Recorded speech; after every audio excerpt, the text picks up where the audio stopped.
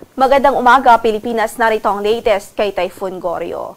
Patuloy pa nga itong lumakas at ngayon ay taglay na ang maximum sustained winds na umaabot sa 140 km per hour near the center at gusts pong umaabot sa 170 km per hour. Ang kanyang sentro ay huli pong nakita sa layong 165 km northeast po yan o hilagang silangan ng Itbayat, Batanes. At ngayon nga po ang kanyang pagkilos ay pakanluran, hilagang kanluran sa bilis na 25 km per hour.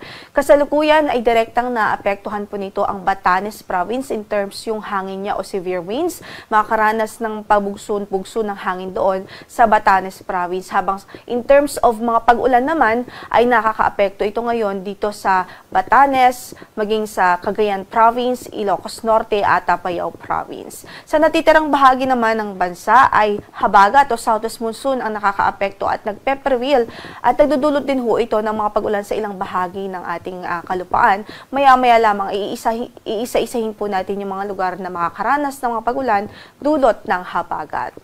Sa latest na track na ipinalabas po natin ngayong 5 a.m. sa ating bulletin, makikita nga po natin in the next 12 hours, generally ay pahilagang kanluran pa rin ang kanyang magiging direksyon.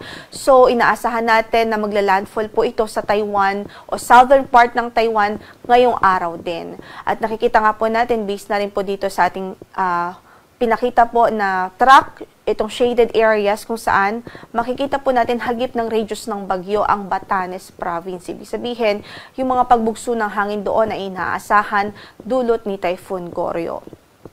So kung mag-persist po yung kanyang projection, posible rin ho na this afternoon o mamayang gabi ay lumabas na rin ho ito ng ating area of responsibility. Gayunpaman, patuloy pa rin tayo magantabay sa magiging updates ng Pag-asa. Kaugnay dyan, signal number 2 pa rin ay nakataas sa Itbayat, Batanes o sa municipality ho ng Itbayat doon po sa lalawigan ng Batanes. Habang signal number 1 naman sa natitirang bahagi pa ng Batanes Province. Kaya sa mga kababayan natin doon, patuloy natin silang pinag-iingat, maging alerto po tayo dahil sa lugar na nakataas ng signal number 2, possible ng 62 to 88 km per hour na wind o lakas ng hangin at posibleng magdulot ng minor to moderate threat to life and property. Habang yung nakataas naman ang signal number 1 ay posible ang 39 to 61 km per hour na maximum sustained winds o lakas ng hangin at pwedeng magdulot ng minimal to minor threat to life and property.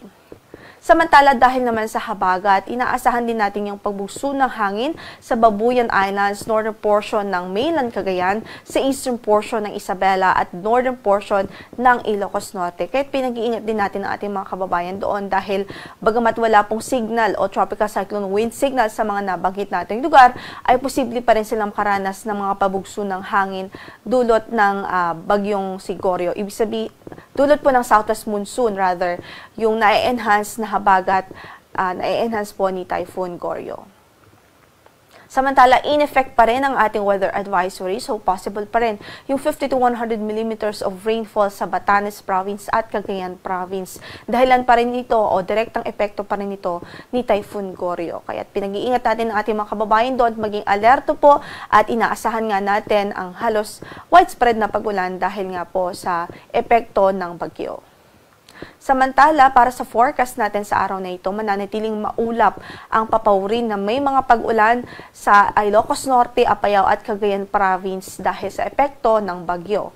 Samantala, sa Batanes Province ay maulang panahon na may pagbugso po ng hangin dahil din kay bagyong Goryo.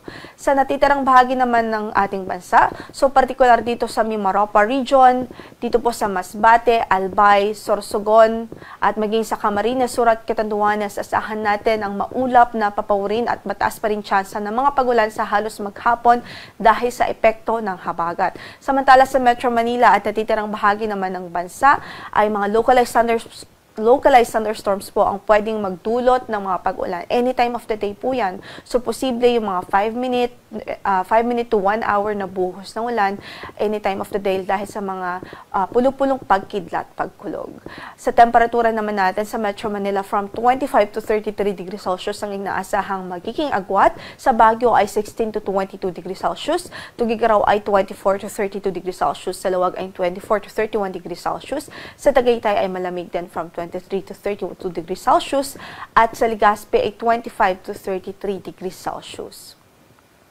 Samantala sa Western Visayas, sa Negros Island Region, Zamboanga Peninsula, maging dito po sa mga region ng Bangsamoro at Suksargen, asahan din natin ang maulap na papawirin at mataas pa rin ang tsansa ng mga pag-ulan at pagkidlat pagkulog dahil sa epekto ng habagat.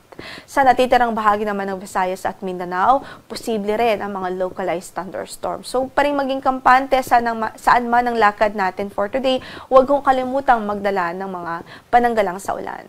Sa Tacloban, 26 to 32 degrees Celsius ang inaasahang magiging agwat ng temperatura. Sa Cebu, 25 to 31 degrees Celsius. Gayon din sa Iloilo. Sa Puerto Princesa ay 25 to 31 degrees Celsius rin at sa Kalayaan Islands. Sa Cagayan de Oro ay 25 to 31 degrees Celsius. Gayon din sa Zamboanga Peninsula o sa Zamboanga City at 25 to 32 degrees Celsius naman sa Davao City.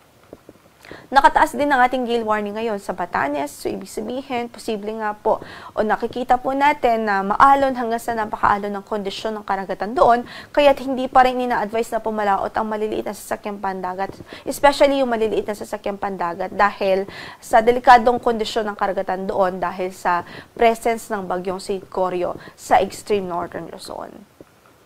Yan muna ang latest mula dito sa Pag-asa. Ang next bulletin po natin will be at 11 a.m. in the morning. Mamaya lamang ho yan, kaya't mag-antabay po tayo sa magiging updates ng Pag-asa. Ito po si Lori de la Cruz Galicia. Magandang umaga po.